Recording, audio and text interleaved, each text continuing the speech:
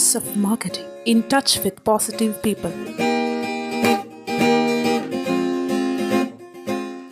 Power of retailer 65ാമത്തെ ചാപ്റ്ററിലേക്ക് ഏവർക്കും സ്വാഗതം. എങ്ങനെ ഈ പ്രോഡക്റ്റുകൾ എല്ലാം വിൽക്കാൻ പറ്റും? ഒരു റീറ്റെയിൽ ഷോപ്പിലേക്ക് വരുന്ന കസ്റ്റമറുടെ അവസ്ഥ എന്താണ്? ചിലപ്പോൾ കൈ നിറയെ പൈസ വെച്ചുകൊണ്ടായിരിക്കും വരുന്നത്.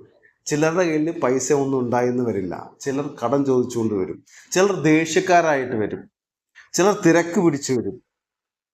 ചിലർ വണ്ടി പാർക്ക് ചെയ്തിരിക്കുന്നത് കൃത്യമല്ല എന്നുള്ള ചിന്തയോടുകൂടി പെട്ടെന്ന് തന്നെ കിട്ടണം എന്നുള്ള ആഗ്രഹത്തോടെ വരും. ചിലർ ഡിസ്കൗണ്ടിന് വേണ്ടി വീണ്ടും ബാർഗെയിൻ ചെയ്തുകൊണ്ടിരിക്കും. പല തരത്തിൽപ്പെട്ട കസ്റ്റമറായിരിക്കും നിങ്ങളുടെ മുന്നിലേക്ക് കയറി വരുന്നത്. ഏത് തരത്തിൽപ്പെട്ട കസ്റ്റമർ ആയാലും അവരുടെ മാനസിക തലങ്ങൾ നമ്മൾ മനസ്സിലാക്കണം. അവരുടെ അവസ്ഥ എന്ത്? അവർ ഇപ്പം നിൽക്കുന്നത് ഇവിടെ തന്നെയാണോ നിൽക്കുന്നത്? അല്ലെങ്കിൽ അവർ റോഡിൽ പാർക്ക് ചെയ്തിരിക്കുന്ന അവർ കാറിൻ്റെ അടുത്താണ് അവരുടെ മനസ്സ്? ട്രെയിൻ മിസ്സാവും എന്നുള്ള അങ്കലാപ്പോടു കൂടിയാണ് അവർ നിൽക്കുന്നത്. നമുക്കിതെല്ലാം മനസ്സിലാക്കിയ ശേഷം ഒരു പ്രോഡക്റ്റ് വിൽക്കാൻ പറ്റില്ല എന്നായിരിക്കും ചിലപ്പോൾ പറയുന്നത്. ചില ആളുകൾക്ക് കൂടുതലായിട്ട് അവരോട് വിശേഷങ്ങൾ പറയാൻ ആഗ്രഹിക്കുന്നവരുണ്ടാവും. എന്തെങ്കിലുമൊക്കെ ചോദിക്കണം, സംസാരിക്കണം, അങ്ങനെയുള്ളൊരു കമ്മ്യൂണിക്കേഷൻ. ഇന്നിപ്പോൾ എല്ലാ പ്രോഡക്റ്റും ഓൺലൈനിലൂടെ വിൽക്കപ്പെടുന്ന ഒരു കാലമാണ്. അപ്പോൾ ഒരു റീറ്റെയിലറുടെ അടുത്ത് വന്ന നാട്ടിലെ കുറച്ച് വിശേഷങ്ങളൊക്കെ അറിയാൻ പറ്റും. അത്യാവശ്യം ഗ്രാമത്തിലുള്ള ഷോപ്പുകളൊക്കെ ആണെങ്കിൽ കുറച്ചൊക്കെ വിശേഷങ്ങളൊക്കെ പറഞ്ഞ് ചില റീറ്റെയിലർ ഷോപ്പുകളിൽ ചെന്ന് അറിയാൻ പറ്റും അവർ ആ കസ്റ്റമറുടെ അച്ഛനെക്കുറിച്ച് അല്ലെങ്കിൽ അമ്മയെക്കുറിച്ച് മക്കളെക്കുറിച്ച് ഒക്കെ നിരന്തരം ചോദിച്ചുകൊണ്ടിരിക്കും. അപ്പോൾ അങ്ങനെയൊക്കെ ചോദിക്കുന്നത്, അങ്ങനെയൊക്കെ കേൾക്കാൻ ആ കസ്റ്റമർ ആഗ്രഹിക്കുന്നുണ്ട്. എന്നെക്കുറിച്ച് അന്വേഷിക്കണം, എൻ്റെ കാര്യങ്ങളൊക്കെ ഒന്ന് ചോദിക്കണം, അപ്പോൾ അതൊക്കെ പറയണം. ചിലപ്പോൾ മക്കളൊക്കെ UK യിലും പുറത്തുള്ള വിദേശ രാജ്യങ്ങളിലൊക്കെയാണ്. അതൊക്കെ ഇങ്ങനെയുള്ള ഷോപ്പുകളിൽ വന്ന് സംസാരിക്കാനും പ്രസംഗിക്കാനൊക്കെ ആഗ്രഹിക്കുന്നവരുണ്ടാകാം. ഇതൊന്നും ആഗ്രഹിക്കാത്തവരുണ്ട് കേട്ടോ.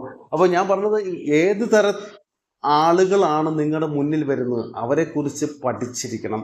ആ കസ്റ്റമറുടെ ആറ്റിറ്റ്യൂഡ് അനുസരിച്ച്, അവരുടെ ആവശ്യങ്ങൾ അനുസരിച്ച് ഒരു റീറ്റെയിലർ പെരുമാറിയാൽ മാത്രമാണ് ആ ഷോപ്പിലേക്ക് റീവിസിറ്റിംഗ് നടത്തി ആ ഒരു സർക്കിൾ മുന്നോട്ട് പോയുള്ളൂ. പിന്നെ ഒരു ആവശ്യം വരുമ്പോൾ നമ്മുടെ റീറ്റെയിൽ ഷോപ്പിലേക്ക് തന്നെ അവർ മടങ്ങി വരണം. അപ്പോൾ അതിനുള്ള ഒരു കരുതൽ എന്താണ് നമ്മുടെ കയ്യിലുള്ളത്? ഞാൻ ഈ പറഞ്ഞ പോലെ ഏത് ടൈപ്പിൽപ്പെട്ടവരാണ്, അവർക്ക് എന്താണ് ആവശ്യം? അവരുടെ സഡനായിട്ട് ഒരു പ്രോഡക്റ്റിന് പെട്ടെന്ന് വന്നിട്ട് ഇപ്പോൾ വേണം എന്ന് പൈസ നീട്ടിക്കൊണ്ട് വരുന്നവരുണ്ടെങ്കിൽ അത് പെട്ടെന്ന് തന്നെ അത് അറ്റൻഡ് ചെയ്ത് ക്ലിയർ ചെയ്ത് വിടുക. അല്ലെങ്കിൽ അവരോട് കാര്യങ്ങൾ പറഞ്ഞ് മനസ്സിലാക്കുക. സ്റ്റാഫ് വളരെ ആക്റ്റീവായിട്ട് നിൽക്കുക. 2 സ്റ്റാഫേ ഉള്ളൂ, അവർ ആക്റ്റീവായിട്ട് ഒരു കസ്റ്റമറെ പോലും പ്രോഡക്റ്റ് എടുപ്പിക്കാതെ പുറത്തേക്ക് വിടില്ല എന്നൊരു പ്രതിജ്ഞ രാവിലെ അതാണ് വേണ്ടത്. ഈ ഷോപ്പിലേക്ക് വരുന്ന ഒരു സ്റ്റാഫിനെയും ഒരു പ്രോഡക്റ്റും തിരക്ക് കൊണ്ടോ പ്രോഡക്റ്റ് എടുത്തു കൊടുക്കാൻ വൈകിയത് കൊണ്ടോ ഒരു കസ്റ്റമർ പോലും ഞങ്ങൾക്ക് നഷ്ടപ്പെടാൻ പാടില്ല. പിന്നെ നല്ല പോലെ പെരുമാറാൻ പറ്റണം. ചില ആൾക്കാർ പറയും മൂർഖൻ്റെ സ്വഭാവം. ഞാൻ കേട്ടിട്ടുണ്ടോ? ആഞ്ഞു നിൽക്കും. എന്താ വേണ്ടത്? ഇത്രയും കാശ് എന്നാ. സൗമ്യത വേണം. എവിടെയും ആരെയും തോൽപ്പിക്കുന്നത് സ്നേഹം കൊണ്ടാണെന്നുള്ള കാര്യം ഓർക്കണം. ഒരു കാര്യം നമുക്ക് പല രീതിയിൽ പ്രസൻറ്റ് ചെയ്യാം.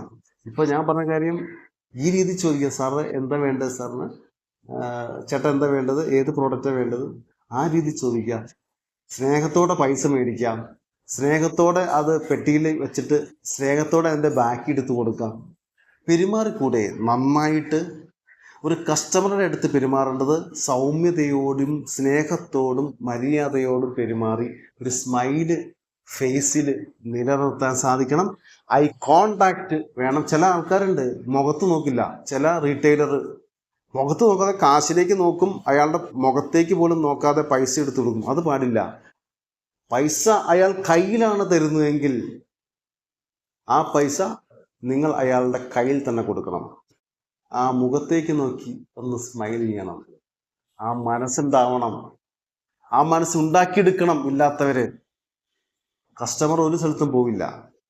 കസ്റ്റമറെ കിട്ടുന്നില്ല എന്ന് പറഞ്ഞുകൊണ്ടിരുന്നിട്ട് കാര്യമില്ല. കസ്റ്റമറോടുള്ള പെരുമാറ്റം നന്നായിരിക്കണം. കസ്റ്റമറോടുള്ള ബിഹേവിങ് ഹാബിറ്റുകൾ നന്നായിരിക്കണം. വീട്ടിലുള്ള പ്രശ്നങ്ങളും വീട്ടിലുള്ള ഇഷ്യൂകളും വീട്ടിൽ വെക്കുക. ഒരു റീറ്റെയിൽ ഷോപ്പിൽ വന്നിരിക്കുമ്പോൾ അവിടെ ഡീൽ ചെയ്യേണ്ടത് അനവധി കസ്റ്റമറായിട്ടാണ്. നിങ്ങൾ അവിടെ വന്നിരിക്കുന്നത് വീട്ടിലെ പ്രശ്നങ്ങൾ ചിന്തിച്ചുകൊണ്ടിരിക്കാനല്ല, അവിടെ ലക്ഷക്കണക്കിന് രൂപ മുടക്കി വാങ്ങിച്ചു വെച്ചിരിക്കുന്ന പ്രോഡക്റ്റുകൾ ലാഭത്തിന് വിൽക്കാൻ വേണ്ടിയിട്ടാണ്. അതിലൂടെ നിങ്ങൾക്കും ജീവിക്കാൻ വേണ്ടിയിട്ടാണ്. ആ വരുന്ന കസ്റ്റമറാണ് നിങ്ങളെ ജീവിപ്പിക്കുന്നത് എന്നുള്ള ചിന്തയോടെ, ആ ഒരു ലക്ഷ്യത്തോടെ ഒറ്റക്കെട്ടായിട്ട് സ്റ്റാഫുകളെയും നിങ്ങളും നിന്ന് നല്ലപോലെ പെരുമാറി, നല്ലപോലെ പെരുമാറ്റം കാഴ്ചവെച്ച് പ്രോഡക്റ്റുകൾ വിൽക്കാൻ പഠിക്കുക എന്നുള്ളതാണ്. അതിനുശേഷമാണ് വേറെ മാർജിനും എത്ര ലാഭത്തിന് വിൽക്കണം, വേറെ കൂടുതൽ ബ്രാൻഡുകൾ എടുക്കണം, കൂടുതൽ പരസ്യങ്ങൾ ചെയ്യണം, ഡിജിറ്റൽ മാർക്കറ്റിംഗ് പരസ്യം ചെയ്യണം, വേറെ കസ്റ്റമറെ പോയി കാണണം, അവിടെയുള്ള കസ്റ്റമർ അവിടെ പോയി കണ്ടാൽ കൂടുതൽ ബിസിനസ് കിട്ടും. ഇതൊക്കെ അവിടെ നിൽക്കട്ടെ. ആദ്യം കയ്യിലിരിക്കുന്നവർ കുറച്ച് ആൾക്കാരുണ്ടല്ലോ, ആരാത്? നിങ്ങളുടെ ഷോപ്പിലേക്ക് വരുന്നവർ. അവരെ നല്ലപോലെ ഡീൽ ചെയ്ത് അയച്ചാൽ ഈ വേൾഡിൽ ഏറ്റവും ശക്തമായിട്ട് നിൽക്കുന്ന മൗത്ത് പബ്ലിസിറ്റി മതി നിങ്ങളുടെ ബിസിനസ് കൂടാൻ.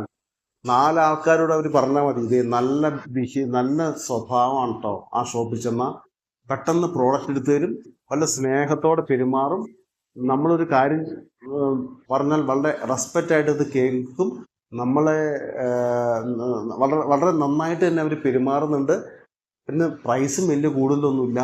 ഇത് മതി നിങ്ങളുടെ ഷോപ്പ് രക്ഷപ്പെടാൻ. All the best.